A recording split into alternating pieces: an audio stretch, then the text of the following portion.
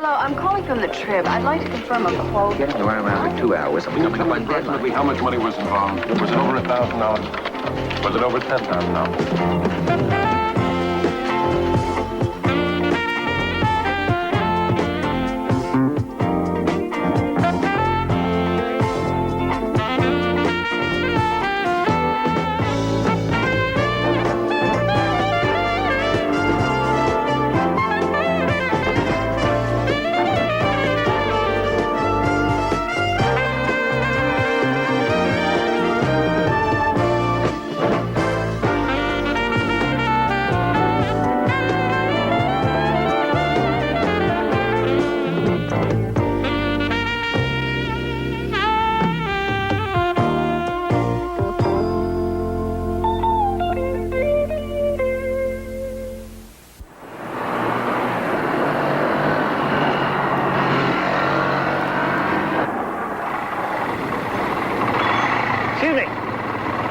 Excuse me, mister, your left rear tire looks a little low.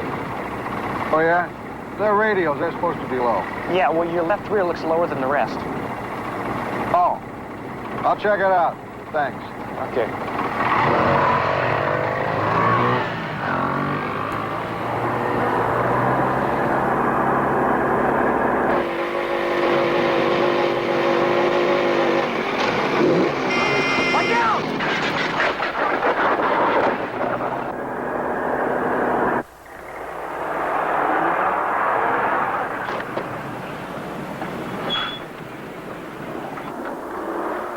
Hey, kid, stay there! Stay there! You okay? Stop. Where's the lady in the car? I gotta tell her I couldn't stop. Oh, my dad's gonna kill me. Listen, you gotta sit down right now. I banged up my hand. I'm okay. Yeah, sure you're okay. Wait, where's the lady in the car? I gotta tell her. Now, I'm on purpose. Listen, don't you worry about anybody right now. Just sit down. There you go. Sit down. Okay. Here you go, son. Here you go. Put this over that so we get all over you there. Close your hand. Are you interested in Charlie's job? Mondays, I'm not all that interested even in my job. You know, they're talking about David Marcus as the managing editor of The Future. Yeah. They say that's why he was brought back from Washington. Well, they like him upstairs, and he must be a sharp guy. Word is that by the time he left D.C., he'd figured out how the streets ran. So you're bleeding. Oh, yeah, that's the kids. That's not mine. You got in a fight with a kid? Why? Not that I haven't been tempted myself. I wasn't fighting. This poor kid took a spill on a motorbike right in the middle of traffic. I helped him till the ambulance came. You okay? Sure, just a little rattle like me. Morning, guys. All right, Charlie. Hey, didn't we all just get chewed out about generating unnecessary paperwork? I'm doing my share. I'm not talking about you. I'm talking about advertising. It takes them 6 pages to tell me that they're dropping an ad from Sunday. But take a peek at that. As if I care that Rough Rider Vehicles Incorporated is unhappy with their advertising agency.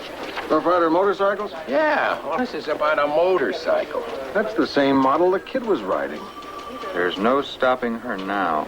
There was no stopping that kid either. Charlie, can I keep this memo? That and the rest of this mail. Rossi? Now, ask me the same question again, off the record. Okay.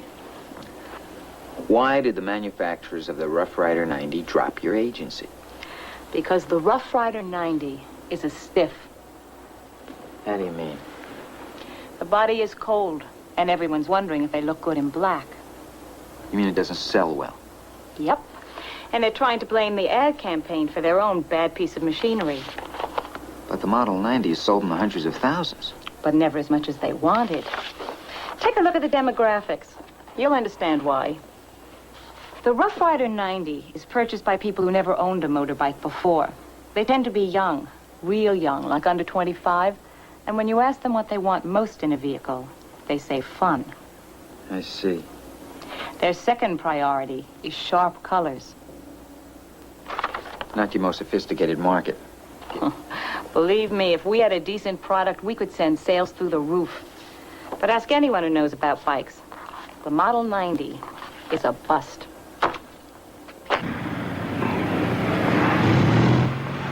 That's Don Humphreys. He's in charge of testing. We were at McKinley together.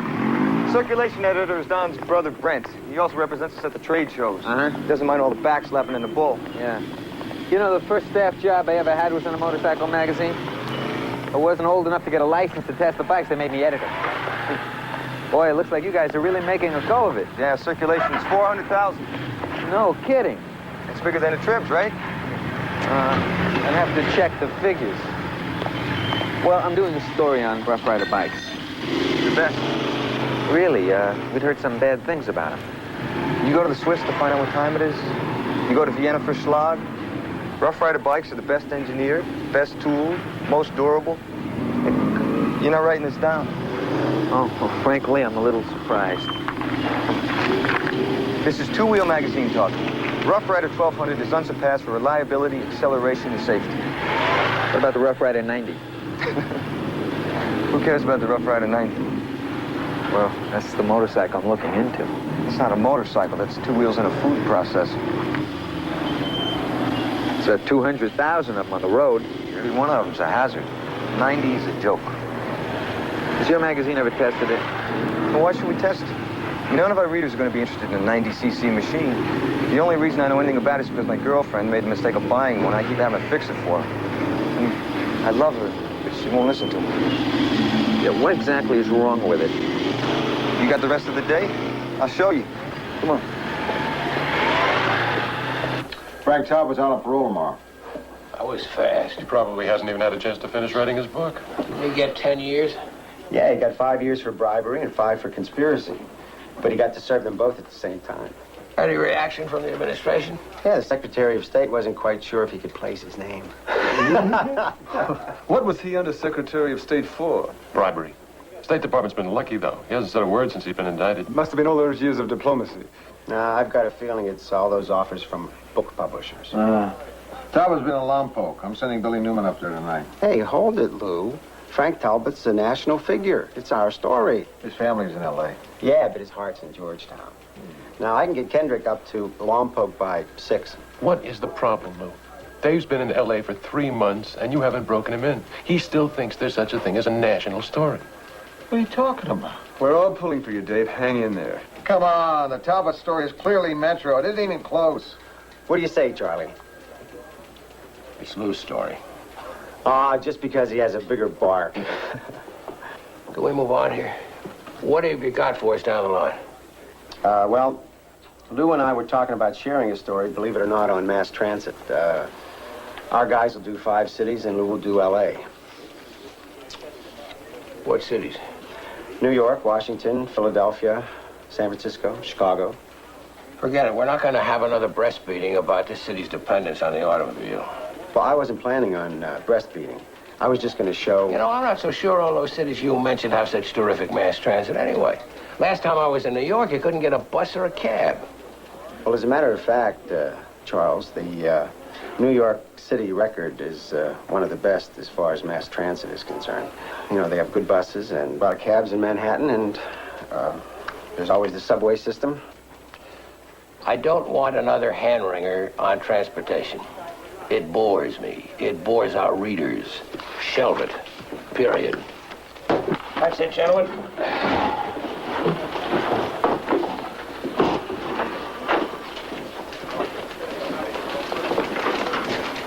What have you got against Dave Marcus? Hey, You went after him on that story. I didn't go after him. Don't you like the guy? The guy's fine.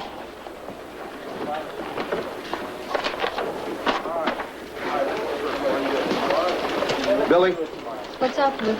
you know any good places to eat in Lompoc? Are you kidding? No. Then you better have dinner before you go up. What? I'm sending you up there to watch Frank Talbot get sprung tomorrow morning. Okay. Get to the prison before 4:30. They'll probably want to sneak him out without the press. You know what he looks like? Sure. He'll be the only one leaving prison in a swallowtail coat and gloves. Lou, it's looking good, Lou. It's looking good. What'd you find out? Got it right here in my pocket. What is it? This is what's wrong with the Rough Rider 90. This is what made your friend go flying. It's a piece of the braking system. Sometimes it works, and sometimes it doesn't. Lou Grant will continue in a moment here on A&E. Oh, thanks, man. Kathy Peterson separated. Oh, yeah? No fooling. Yeah. Sweet girl. Do you know her husband? No, he was with the sheriff's department. How long do you usually wait? What? Before you pounce. How long do you wait? Pounce? I don't pounce, Lou. I feel just as bad as anyone when a marriage doesn't work out. Sure. Especially if the husband's in law enforcement. Doesn't hurt to wait until the paperwork goes through. Exactly. Mm-hmm. No, really, I have a rule against dating people I work with. It's bad policy. Uh-huh. What about Billy, Marcy Lockman, and Heidi Prager? This is a fairly recent rule. Oh. Well, it's a rough lesson to learn, I can tell you. I remember going out for a little nooner with this gal back at the Bureau. It was my first year in Washington. You're married. Oh, yeah, that's why we slipped out at lunch. Anyhow, I leave the desk, the phone number of the hotel that I'm going to be in. Because being the indispensable bureau chief, I figure, you know, in case the Potomac catches on fire, I want them to be able to get a hold of me. My wife calls the desk. They give her the number.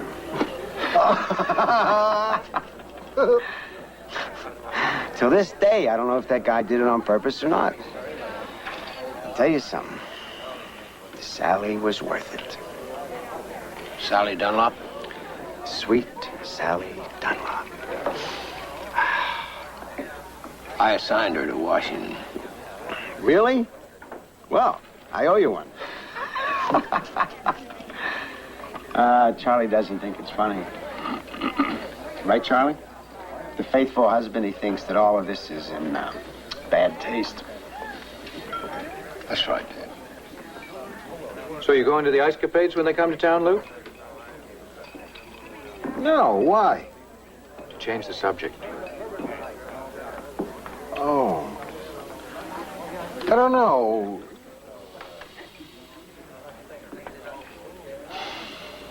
It's late. I better get going. Excuse me.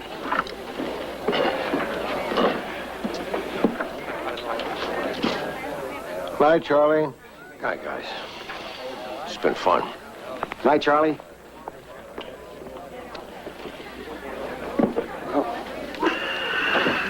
Nobody can accuse me of kissing up to the boss. Lou, I'm dead-ended. Who do you know in Detroit? Rough Riders headquartered out here. I've already talked to them. Rough Rider denies there's any trouble. I need a contact in the industry. Honestly, I'd be going back 20 years. Believe me, this is a last resort. Let me look. Good.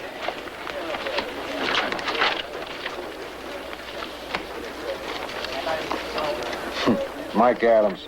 What a sweet guy. That's S-O-N, huh? What's the number? He used to do my taxes. Oh. Gee. Bill Cuthbertson. I got his name in there. He's been dead 3 years. Better scratch that out while you're thinking about it. Right. God forbid I should waste my time looking at a dead pal's name now and then.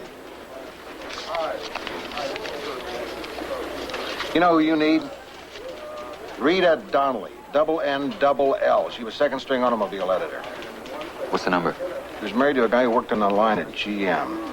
We all figured she'd hook up with an Ivy League management type, and she finds herself a chassis pounder.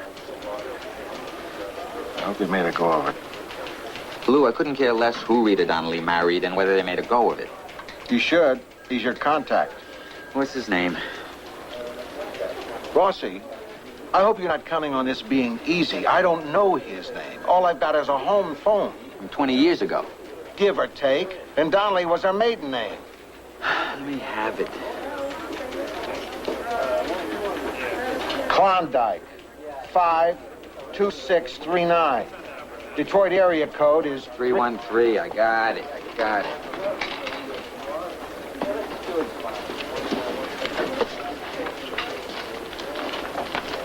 I don't get it, Billy. I mean, why is it that when reporters get 100 miles away from their editors, they turn in stories that sound like something out of Steinbeck? Listen, I gave you the best I had. You were supposed to be doing a simple little story on a career diplomat getting out of jail. You did 500 words on the weather alone. What about quotes? You'd think I would have given you weather if I had a halfway decent quote? I never talked to Talbot. I didn't even see him. His publisher had him in the limo before I could get my umbrella closed and my notebook open. Didn't you get anything from the publisher before Talbot came out? Oh, yeah. We had a nice little pre-dawn chat. He was in the limo and I was ankle-deep in mud. He cracked the window open and turned on the stereo long enough to tell me that Talbot had finished his book, but the press wouldn't be getting anything on it until it was out. Uh-huh. Well, I hope you're not going to get all bent out of shape if we don't use this. Oh, no, come on, Art. That's the wonderful thing about me. You and Lou can send me on these dumb, thankless assignments in the rain, in the muck, and I don't get all bent out of shape. I appreciate it. I figured you'd want to know this. Well, you did the right thing, Betty. I'm grateful. When I ran a tape on his last month in Washington, I couldn't believe it. So I went over the entire year. These expenses are rigged like a three-masted schooner. Just hold it for a second, Betty. I want to hear his side of the story. Maybe there's some kind of mistake. Listen, Charlie, you work in accounting, you see it all. That smile of his doesn't fool me one bit. I'd like not to hear any office gossip about this. No, okay. I mean it. This is between you and me. And him? And him. Find me David Market. Can you account for these trips?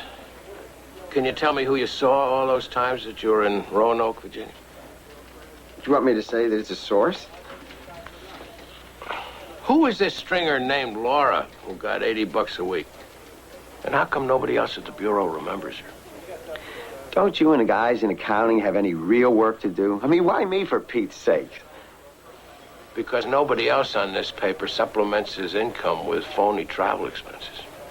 Everyone in every bureau does a little of this sort of thing. I mean, what are we supposed to do on the kind of money we make? David, listen. Are you having money troubles these days? Because it's possible we could work out some kind of an advance on your salary for the next couple of weeks. The only kind of money trouble I'm having is you. I mean, you're haranguing me over dimes. Thousands of dollars. It's not your money, Charlie. Why don't you loosen your grip on it? David, I've got respect for you as an editor. You're a bright guy, and I wish you luck. But you can't work here anymore. I don't believe it. Now, you know I do first-rate work. You do. But we have rules around here about stealing. Well, how am I supposed to get another job with you telling everybody that I'm a thief? Listen, if you use me as a reference, I'll tell them why you were let go. But I'm not going to tell anyone else. And this conversation is just between you and me. Sure. Are you having fun here? Look, David, I know that we've never really hit it off. But that doesn't make this any easier. Please, spare me, will you?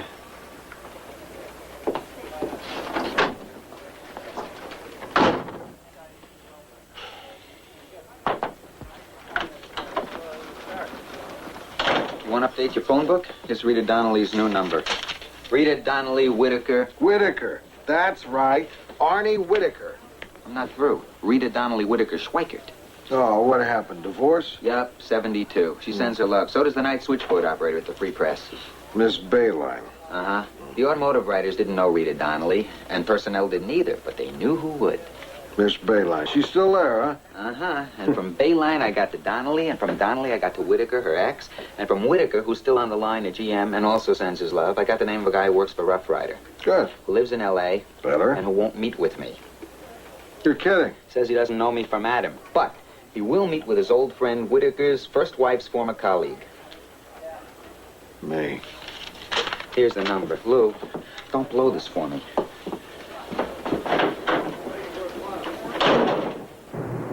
I'm talking because I'm 46 years old and I've been working for Rough Rider since I was 19. And when someone mentions the 90cc bike, my damn stomach gets sour just like that. Why's that? Did it just now. Excuse me, what were you saying? Why do you feel that way about the 90cc? Because we made mistakes. I made a mistake. The entire ever-loving design team made a mistake, and they won't let us fix it. What mistake? The brake system. We designed the thing backwards. And you didn't catch it? Well, the target date was June of '77. We had to be tooled by January 1st. So that gave us 3 months for testing and for design. Well, by the time we finished testing the braking system and we knew something was wrong, we were already in production. And you didn't retool? I tried. I sent a flock of memos. I cornered upper management at parties. I danced with the president's wife and whispered warnings in her ear. And nobody listened? Oh, they listened. Then they figured out how much it would cost to recall 200,000 bikes and correct the problem. Yes. Well, roughly at $82 a bike, $16 million. The payoff on the insurance for accidents caused by the bike is cheaper, about $5 million tops. Money-wise, it wasn't even close. So instead of fixing it, the company decided it could handle a few people getting injured. Or killed. Killed? Oh, yeah. 14 deaths last year. The company projects about 20 this year. I've got the memos and the intestinal tract to prove it. There are memos. Oh, everything Rough Rider does is in a memo. Listen, Lou, I've given the company my best shot. They won't fix the bike. I'm ready to take the memos to the press. We'll protect your anonymity. I know I'm taking a chance. That's why there's one more stipulation. What's that? I want $4,000 in cash.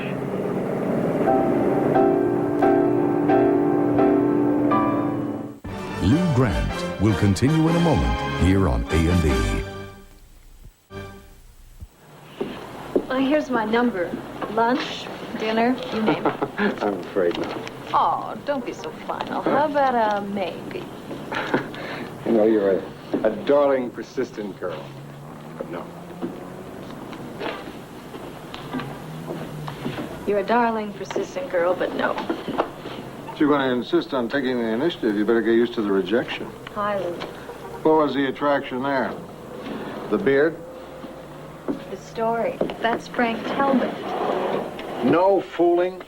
I didn't recognize him. He grew the beard in jail. So he looked like a writer. I love it. Nope, he got eczema. They wouldn't let him shave.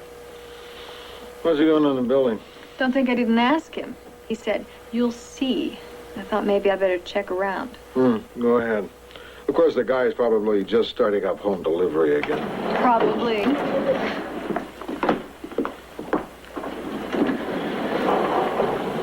This engineer wants payment for his information. $4,000.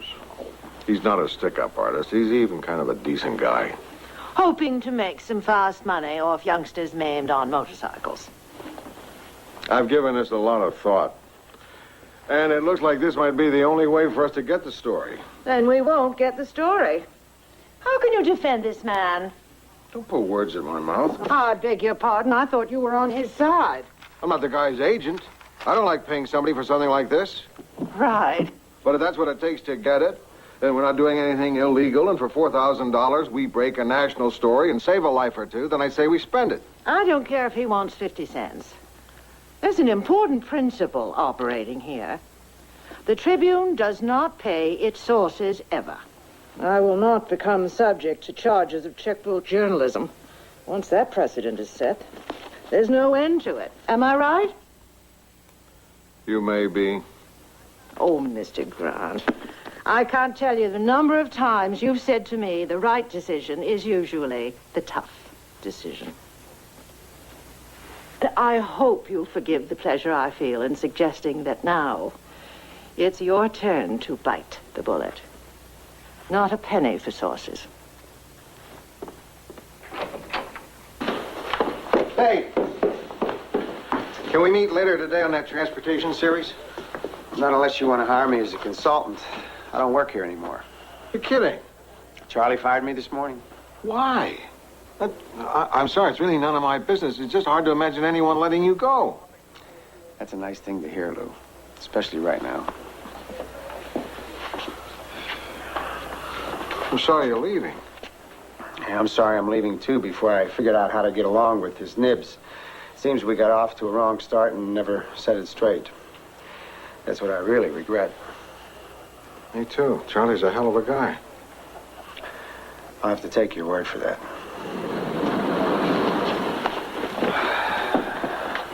So long, Lou. So long, Dave. Keep in touch. Really.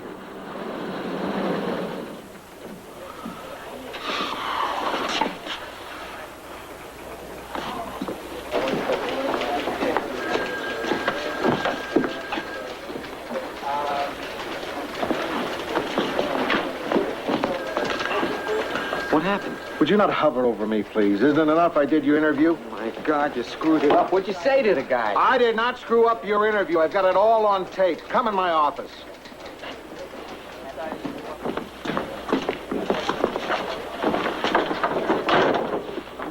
The company has known for years how dangerous the bike was. They decided a recall wasn't cost efficient. Oh, wow. Kramer has offered to give us all the memos laying it all out. Oh, Lou, that's so terrific. Hold it, Rossi. He wants to be paid $4,000. I met with Mrs. Pinchon about it, and she says no. So we'll have to work the story another way. What other way? Develop another source. There may not be another source. Lou, you know what I went through to get Kramer. I now know more people in Detroit than I do in L.A. No, I'm not going back to square one on this, Lou. Kramer is too valuable to give up on. He's got those memos, and he's going to give them to me. Mr. Kramer, look, there's no way the Trib can pay you for that memo. Sure you can. No, it's company policy. It comes right from the top. Now, I've come here today to assure you anonymity if you give us that memo. I once went to jail for protecting a source. My word is a guarantee of your safety.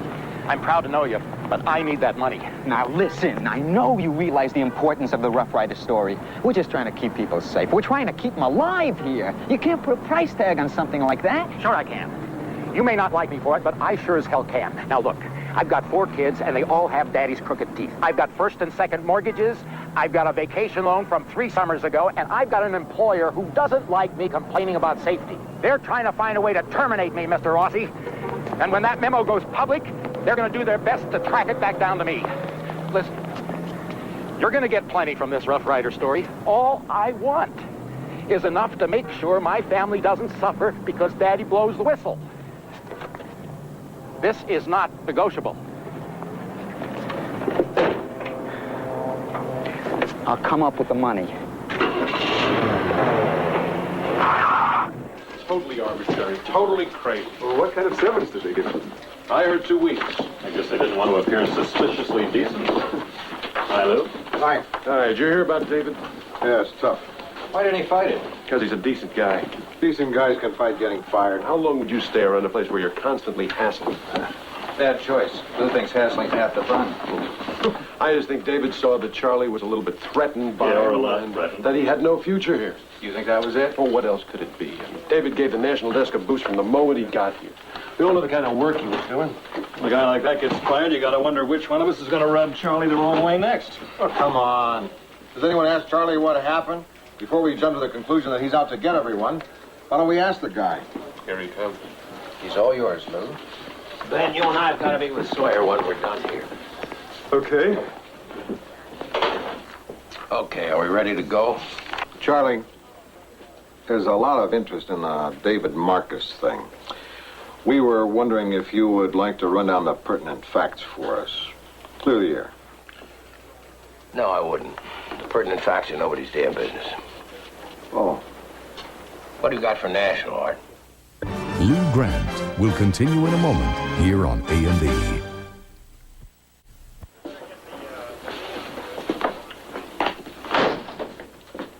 Don't you care? Is that it? Don't you care how badly everyone is reacting to Dave Marcus getting fired? I don't care how people react. Do I have to tell you about morale? Hope not. It's real important, Charlie. And there wasn't much of it in that room just now. I'm doing my best to defend you, but you're not making it easy. This'll blow over. Don't you know what it looks like? Everybody figured Dave Marcus was in line for your job, and you canned him. I just want to know the real reason. What makes you think you have more of a right to know than anyone else around here? I hired Marcus, and I fired him, and everything else is gossip. And you ought to keep your nose out of it.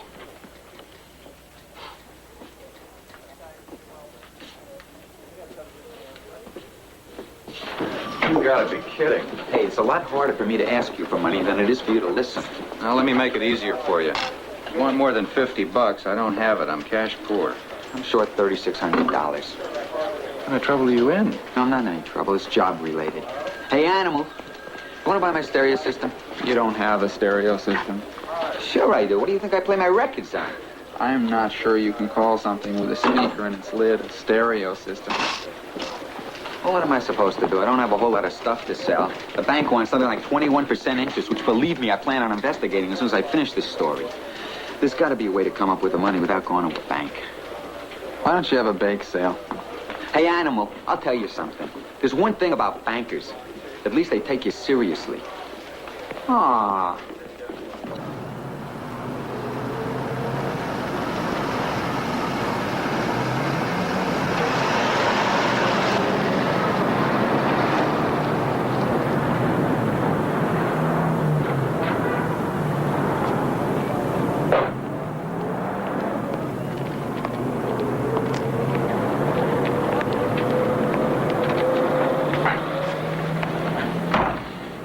These are copies. I want to hang on to the originals. Oh, copies are fine. Copies are perfect. Listen, these are all originals, 50s. I figured 20s would be too bulky. That's fine. Thanks. I told you the paper would give in. Listen, this is going to break very big, and there are going to be a lot of congratulations going around, and I just want you to know that I'm not going to forget who really deserves all the attention. What's the gutty thing you're doing here? No. Yeah, Paul. This is a brave decision. Don't play it up, Rossi. I'm just a guy with a sour stomach who needs the dough.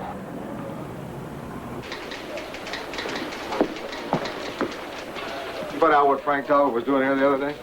Well, I'm working on it. Huh? He wasn't placing an ad. He wasn't being interviewed for the book review. I checked the tour manifest. He wasn't on it. And I have it on good authority that he doesn't have a girlfriend in the building. How do you know that? Lou, it's my business to know. Or at least to know people who know. You've got sources here at the Trib? Well, one source is plenty if it's good enough. Mm-hmm. Boy, have I been out of touch. Rossi's story on the motorcycles. What about it? Well, it made the wires here, and I never even saw it in the Trib. You didn't see it because it isn't written yet. I got it. I got it. It's worth all our stewing and sweating over. These memos lay everything out just like Kramer promised. Good work, Rossi. Yeah. I'm going to be paying off my loan for 3 years, but it's worth every stinking percentage point of interest. This is one story we copyright. You worked this up for today? Sure. This will write like a dream. Rossi. Congratulations, Lou. We got him. I want to fill you in, but I got to try to pull everything together in 50 minutes. You get first read, I promise. Rossi, listen. The story's already out. Kramer gave it to Channel 6, too. Now the wires have it. We don't have an exclusive. No. What? The story's out. I just came from Kramer. We had a deal. It looks like you made 2 deals. It's a tough break. Yeah. Still got to write it, right? Right. They had memos, everything? Everything.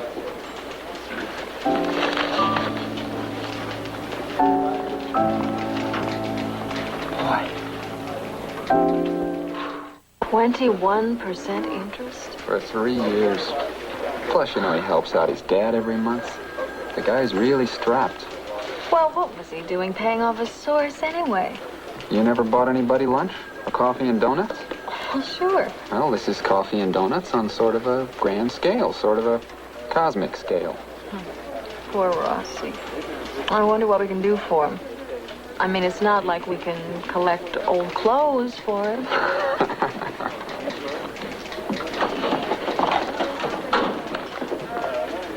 Why are you so dressed up? You want me to cover Talbot's press conference today, right? Talbot. Yeah, Talbot. His publisher is celebrating the first printing of Moral Lapse, My Years in Government Service. Champagne and canopies, so I figured I'd better get dressed up. Go and send you across the street to cover that. You don't have to. It's going to be here on the 8th floor. Here? Why? Because the Trib has got $70,000 worth of serialization rights. We're going to have Moral Lapse in our paper all next month. The lights from those television people have made the boardroom unbearable.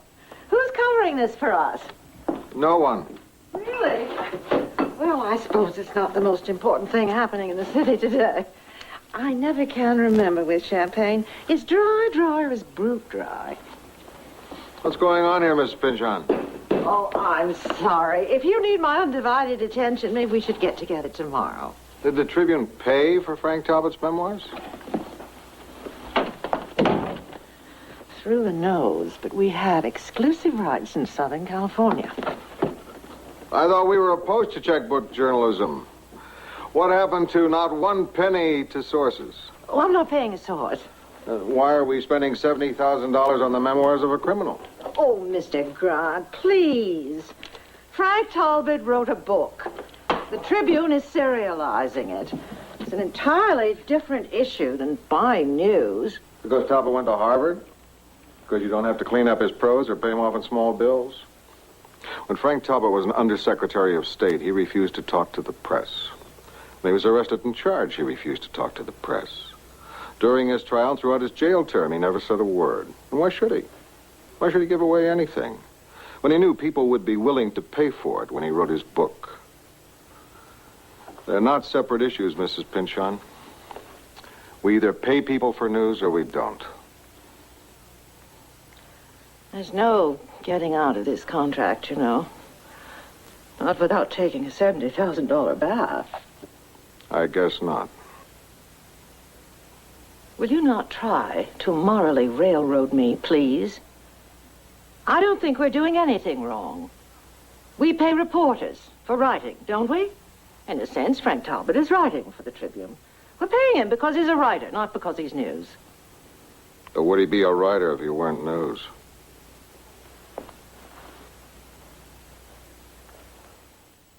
Lou Grant will continue in a moment here on A&E.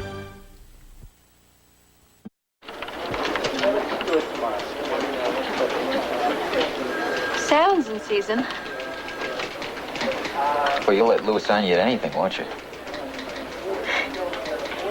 No, I was just saying that there's all this beautiful fresh salmon in the market, and I did an impulsive thing, and I bought a huge slab of this stuff, and I'll never be able to eat all of it. So, why don't you come over tonight? I'll broil some, and you can help me eat it. Sure, that'll be great. You want me to bring some wine?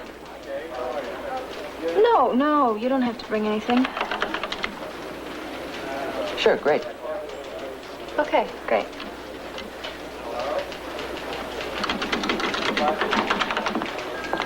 Excuse me, Lou. Betty, how you doing? Fine, except you've been ducking me. Are you kidding? I'm nuts about you guys in accounting. Don't give me that. I'm not even nuts about the guys in accounting. Look, we've got this new expense account form, and I'd like to go over it with you so that when your reporters crab, you'll be able to set them straight. Betty, listen, why don't you wait till Donovan gets back from lunch? Explain it to him. How do you think I feel with people always complaining when I come around? How would you like it if what you did depressed people? It does. I know exactly how you feel. Show me the new form, and then I'll read you something depressing from the wire. It's fairly straightforward, really. It just calls for a superior's verification of each expense.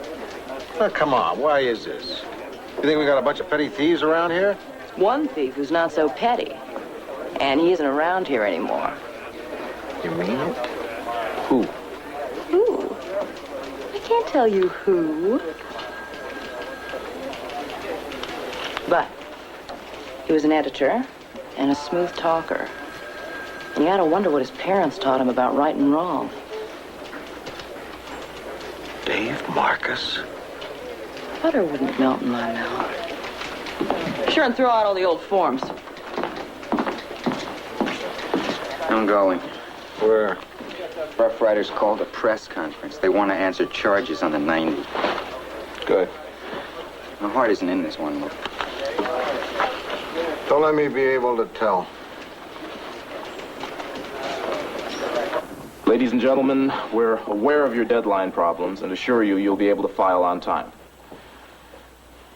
Today's presentation may lean a bit to the technical side, but I think you'll agree that the only way for us to demonstrate the safety of the Rough Rider 90 is with hard scientific data.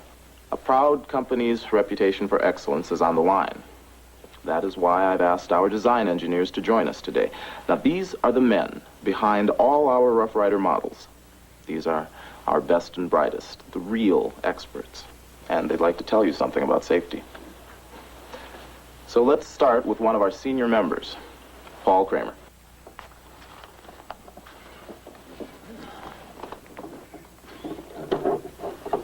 I'm Paul Kramer. I've worked at Rough Rider for 27 years, 18 of them in design and research. I'd like to run down for you the testing which was done on the Rough Rider 90 before the model went onto the market. The first area of testing, once you've assembled a prototype, is under normal driving conditions. Joe Rossi? The Rough Rider test track, which is located I'm Ed just Butel. We outside spoke on the phone briefly last week. Aren't you sorry you didn't mean something then? Well, of course, you didn't let me know what you were sitting on. Listen, Joe, we know your source is one of these men. And my guess is it's either Kramer or Stewart. Of course, that means that one of the men I suspect is totally innocent. I feel terrible about it, but I suspect them both. Offer us preliminary data Mr. Rossi. concerning handling, rideability, acceleration, and safety. Braking system, Joe, frame, you know what I think? undergo rigorous checking. I think whoever gave you those memos promised you an exclusive and didn't come through. Now, the way I see it, once Channel 6 got the story, the deal was off. You don't owe him anything. I'm aware of the needs of a print journalist like you. You guys have earlier deadlines than the electronic people, and I can accommodate you. Yeah? Sure. Sure, I can be a big help to you on this story, but it's really important to me to know who helped you out. Since prior to World War II, the windscreen has been the most problematic area in all two-wheel. Laboratory testing of each separate aspect of the machine is also going on. The transmission, steering mechanism. Joe Rossi? Yeah, who is this? I saw you talking to Butel. Kramer? You know who it is. I swear I'd like to pop you one. You got your story and then you go straight to Butel. What kind of a deal did he give you? Hold it. Kramer, you burn me. I think you're greedy. I think your principles are more than a little lopsided in the direction of self-interest. And you knew just how to work me, which is probably the real reason I'm shaking right now. But we had a deal. And just because you cheated me doesn't mean I get to cheat you. You mean Butel doesn't know? Butel's never gonna know from me. Joe, I appreciate it. You're really... I'm gonna hang up, Kramer. Okay? I'm hanging up.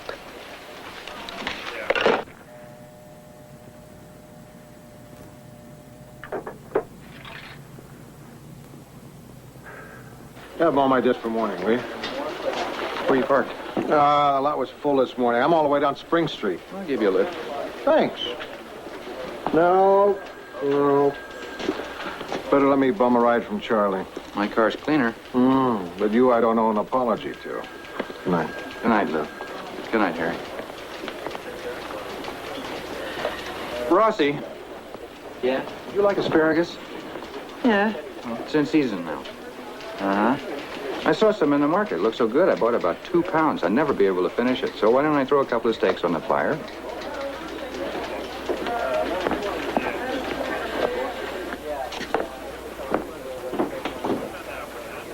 Don't you think you owe me an apology? What? You led me to believe you'd done this jerky thing, and I'm busy trying to figure out how to be a good friend in spite of it all. All you had to do was tell me you weren't a jerk, and I wouldn't have had to worry. What? I found out why you fired Dave Marcus, no thanks to you. Oh. Could you have told me about it, Charlie? For Pete's sake, you didn't have to go through that alone. Yes, I did. That was between Marcus and me. Don't worry. That's why they pay me the big bucks. Because it's so cold up at these high altitudes. Give me a ride in my car. Okay.